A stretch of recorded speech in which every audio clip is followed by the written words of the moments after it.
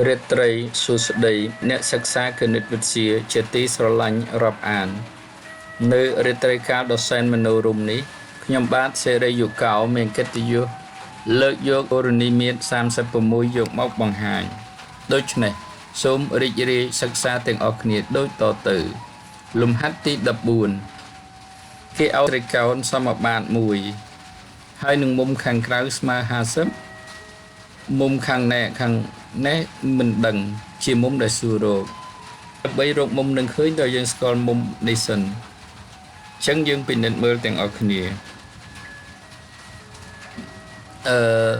មុំ x ស្មើនឹង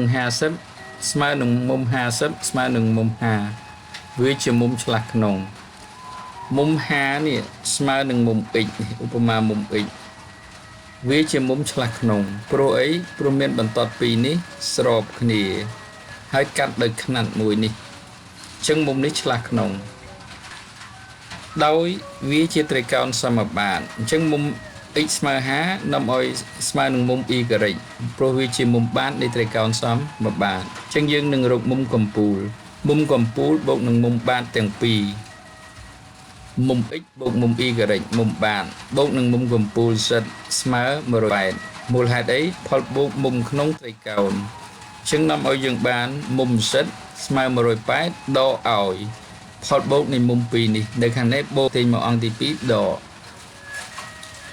មុំ x ស្មើ50មុំ y ស្មើ50អញ្ចឹងមុំសិតស្មើ180ដក50បូក50 100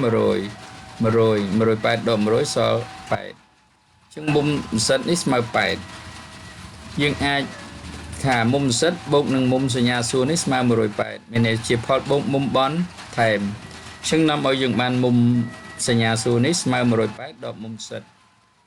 180ដក8មុំសិតស្មើ8នៅសល់100អញ្ចឹងមុំដែលយើងសួរនេះគឺស្មើ100ធ្វើការពេលថ្ងៃដើម្បីចិញ្ចឹមគ្រួសារធ្វើការពេលយប់ដើម្បីសង្គមជាតិ